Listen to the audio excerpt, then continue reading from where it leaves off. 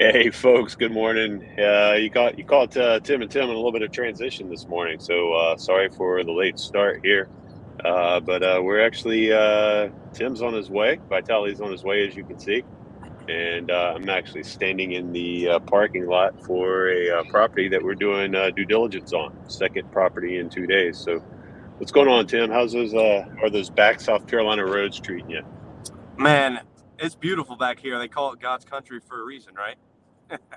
Yeah, yeah. Uh, yeah, little, I got about another 20 minutes before I get there and kind of a little behind on the schedule, but really excited to go through these two properties that we have under contract today for due diligence. And man, it's been fun just going through all the different units and taking pictures and, having our little powwow talking about the business plan and what we liked and what we didn't like about the property and putting together kind of in our heads without even using numbers, just putting together in our heads, what the deal is going to look like, how we're going to structure it, what the renovation budget needs to be. I mean, really kind of when you're doing due diligence on these days is when you really understand what you're walking into. Would you agree? Yeah, man, I agree. I 100% agree. And giving everybody a little bit of a preview of the property. This is one of two properties that we're on here in South Carolina, just outside Charleston. This is a 40 unit, and a little bit later today, we'll be walking another property that's close by. That's part of uh, the portfolio that we're looking at. Another 30 units, just about a mile from here. Uh, uh, walked did due diligence on a property yesterday in another area in South Carolina. And folks, real sorry if things are a little bit offbeat with the network today. We're both kind of mobile and moving and working off the hot spots here. So anyway, yeah, the property walk yesterday went pretty well. Feedback from the team was that the units are in good shape. No issues with the property itself. A couple of tenant things we'd need to take care of if we were to move forward with this. But yeah, I don't know, Tim, what was your what was your initial takeaway? Honestly, I mean, are you talking about physical due diligence, like walking the units, or kind of going through the financial due diligence? Physical due diligence.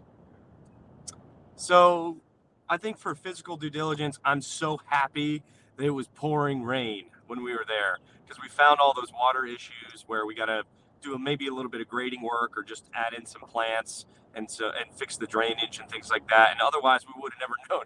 Because what did the property manager, the current, what's his name? Like why am I drawing a blank on what his name is right now?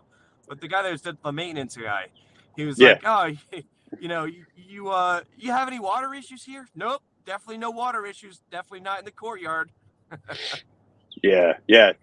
And then I think the next question I said, how long you been here? He goes, 8 months. I'm like, oh, okay. Um, Yeah, so you've never seen a storm.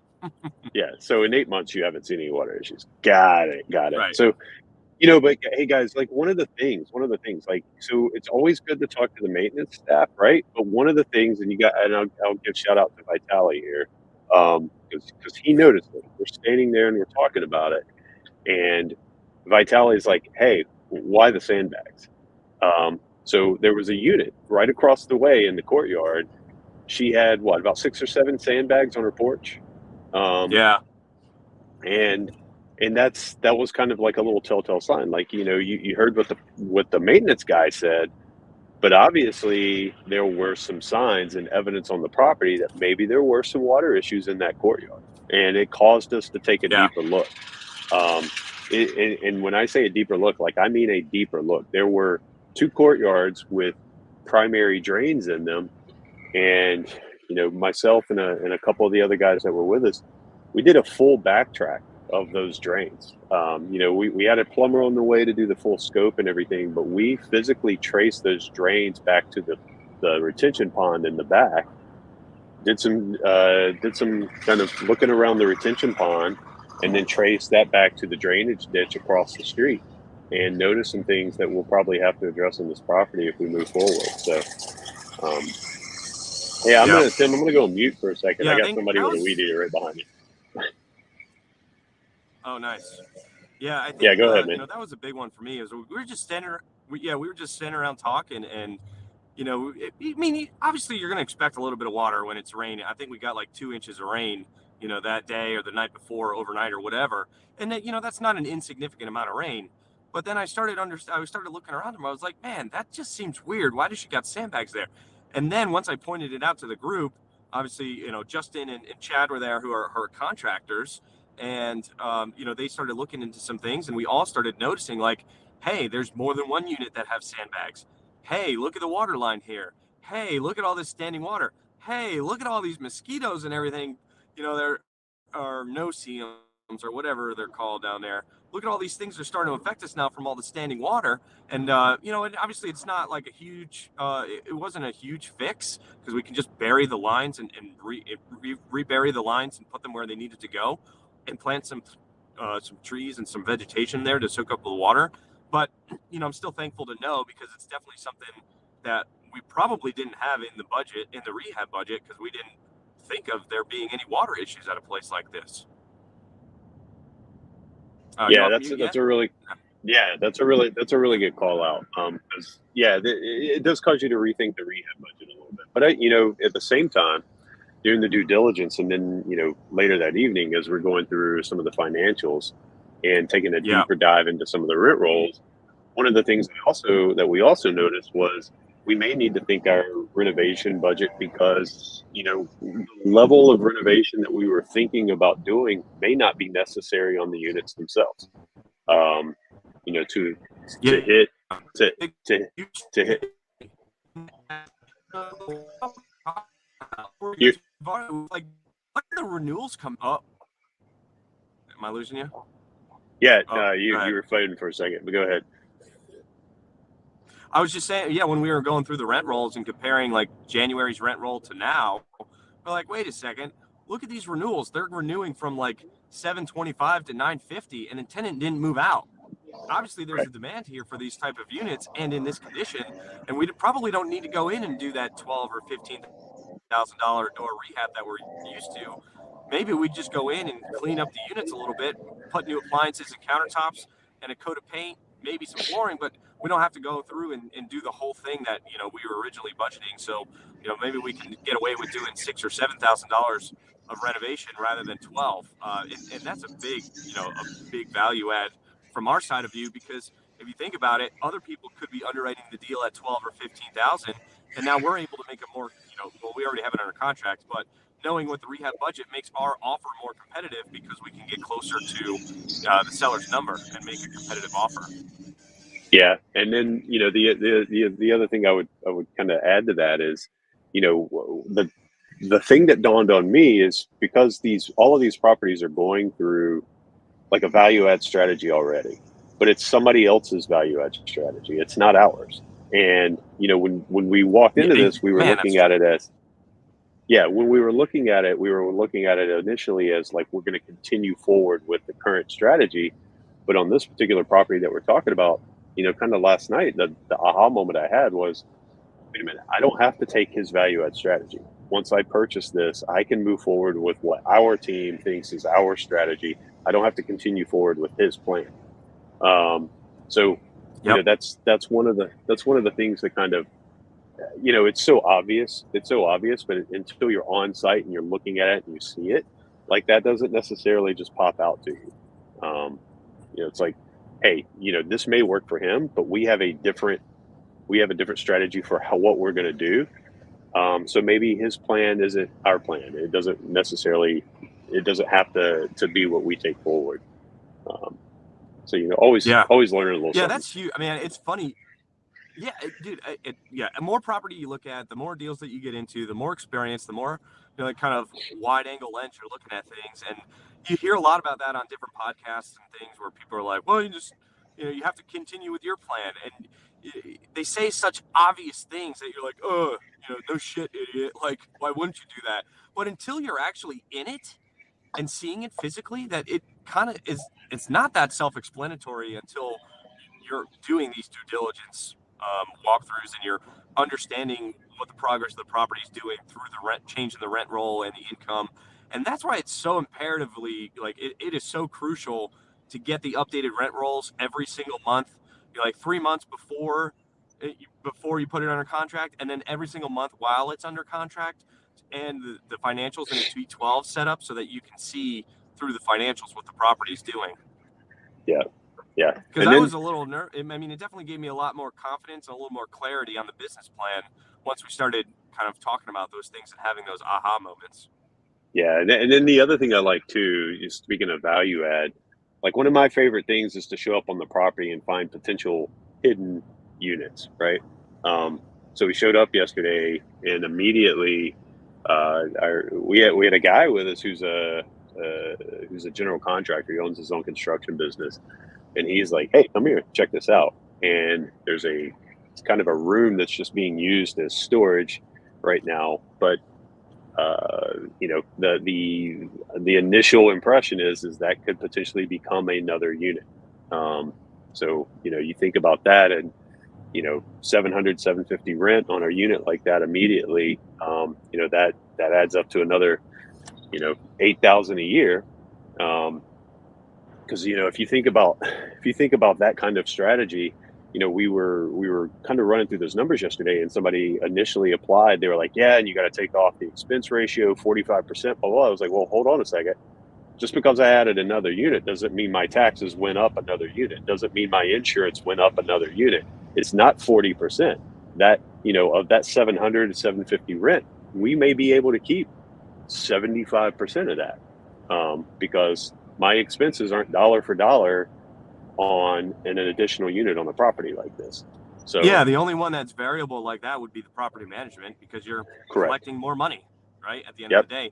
And that 750 number, that's a LIHTC rent number, not even a non-LIHTC rent. So you're looking at closer to 10,500, almost $11,000 a year in gross revenue that wasn't there before.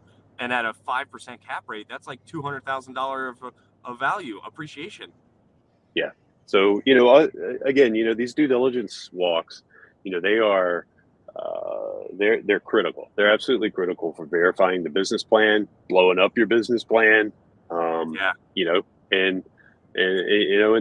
then, one of the things I always like, and these conversations aren't always easy, but one of the things I always like is after doing the DD, and that's one of the reasons, it's kind of nice having the team on the road a little bit here, spending the night together in the hotel, stuff like that, is you get to sit down and talk and kind of reassess at the end of the day, talk about what you saw and talk about where everybody's head's at.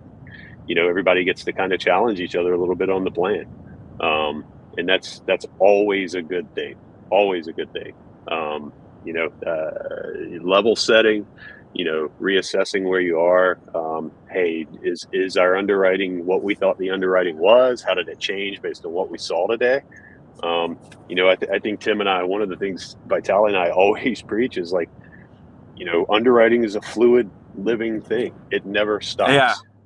It changes as you learn more and as you get better information, as the lending terms start to come in, as the insurance quotes start to come in. You're kind of refining the process a little bit. And then until you actually get into the deal, you can't, predict what your actual repairs and maintenance are going to be and what your general and like a lot of those other expenses that just come up. But you get you pretty close. And I love that part. I mean, that kind of part of it, I really, really enjoy actually is kind of narrowing down and seeing how close can I get the underwriting to where it will perform to actuals. And obviously at that point, we've already started to raise money from it and presenting kind of the worst case scenario. We kind of preach it all the time, is underestimate the rents and overestimate the expenses. Well, as you start getting your actual costs in and those numbers start getting better and better, you're making your pitch packet off of what you made the offer, to the seller. Like here's where I need to be, and this is kind of a worst case scenario. And then it changes over time, which is I think it's interesting because it also helps you learn your market better and helps you underwrite better for future deals. It makes you make more competitive offers. There's a lot of value in just being involved in a deal. Oh, look. Oh, Justin just pulled up behind me now.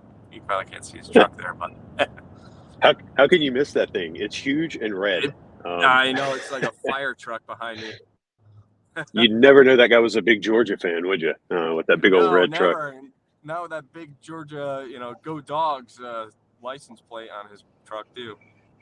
Yeah, but But hey, yeah, man, man, it's been just fun.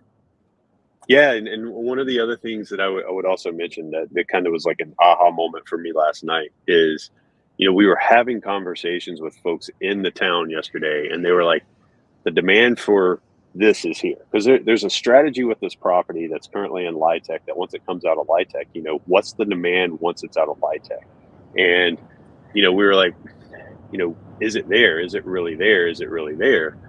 And as we were sitting around kind of doing I call it a post-mortem or a follow-up or whatever. Post mortem is what you call it. Yeah, yeah. I like I come out of powwow. Hey, let's have a little member powwow real quick and talk about stuff. I come from the IT world, and when you finish up a project or you finish up a goal, you call it a post-mortem. Where it's that negative piece, right? Yeah. But yeah, so as we're sitting around having that conversation last night, something came up about the rents, and we were like, you know what? Let's go look at the last 4 months of rent progress. Let's go look at the trends in the rents, right, over the last 4 months of the rent rolls. And as we're going through that, something that one of the guys who'd done a lot of analysis on this market that was there with us yesterday had told us that we were all kind of like, I don't know, I don't know, I don't, I got to see the evidence. As we started going through the rent rolls, there was the evidence. It was like from January to April of this year, the evidence of what he was saying was there. Yep. And it was like, oh, there it is. I don't need to go look at comps in the Nope. area. I don't need to go look at comps on other properties. This property, the evidence was right there in the rent rolls on the renewals. And it's like, there it is. Yeah. We look, If you think about it, it's almost like a unit in your own building is a comp for what your other units are going to do, right? Like, yeah, why are you going to go validate what you thought you could potentially do versus somebody else's property when you can just look at what they're already doing at your own and just replicate that across all of the units, and that now there's your value add, and it's only going to get better from there as well. So there's a lot of value in actually going through the information that you have available to you, because it's cold hard facts. You can follow it back to the bank statement. I mean, you can't get anything more solid than that. Versus a broker's OM that has what they think are comps and what they want to put into their OM as rental comps and sale comps and all that kind of stuff. So just like always, you got to just underwrite to what your returns need to be at. Don't worry about all that other kind of stuff, because I personally don't think it's important. If your investors are happy and you're happy with your return, then do the deal. When you start putting in too much information into your due diligence process and you start second guessing yourself and saying, well, oh, they bought it for $5,000 less a unit, and oh, this deal doesn't work for me anymore. Well, you underwrote it to there, and numbers work. So what makes you not happy about it now? So, yeah, I mean, we were kind of talking about that in the powwow too, of having too much information can sometimes be a bad thing. yeah. Hey, John Crutchfield says that we look flashy. I think he's talking about you. Because It must be the angle of the sun right now. Look, like I got a little halo. you do look a little heavenly, Tim. That's it's very Sun nice. flare. Yeah. Yeah, yeah. So no, but yeah, we like I said, we're doing due diligence walks today on property 2 of 3. We'll do the third property this afternoon. Looks like they're sprucing things up a little bit. If you can hear the weed eater going on behind me here. Yeah, they got to make it pretty for the sale, right? I got to be honest, man. This one shows well when you show up on the property. This is not Yeah. this is not like the one yesterday. Oh, I'm 5 minutes out now, so I'll be pulling up here in a minute. But Let me get your anticipation level up. oh boy, are there fountains? I love fountains. Oh, Can you hear that behind me? yeah, I hear you. So, all right, I'm All right. gonna go on mute for a second. If you wanna. Yeah, well, I was just gonna say, not gonna drag on today.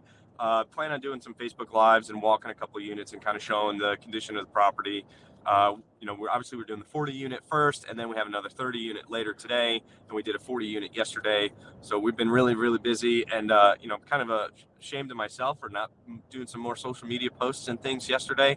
But hey, it is what it is, and I'm not perfect, and learning and growing every day, and all I want to do is encourage you guys to do the same thing. So if you you mess up and you don't execute exactly the way you want to, just start again fresh the next day. Like today's a new day, guys. So go out there and crush it. And I don't want to drag on anymore, so we'll just wrap it up here. And as we start walking some units and we got some more stuff to show you, we'll go live on Facebook and kind of show you what we're working with. So as always, appreciate you guys tuning in and looking forward to working with everyone and making moves. Oh wait, Tim, you have to tell people how you're making moves this week. How I'm making moves this week? That's right. Other than getting on the road and driving hard for properties. Yeah. There's something else there. You must be talking. You must be talking about the little white toy that I got coming up, huh? I wasn't talking about that, man. Something else. Everyone, like a lot of people, aspire to do. Yeah. Oh, that thing. I almost forgot. I tell you what. Let's hold that one till next week. Okay. Let's hold that one. Let's hold that till next week. So it's absolutely official. But guys, big news coming up this week. We'll share it next week. And if that's not a little bit of a teaser to join us next Tuesday, I don't know what is. So, yeah. All right. All right, guys. All right. See you in a few minutes. All right, man. Take care. Be safe. Bye.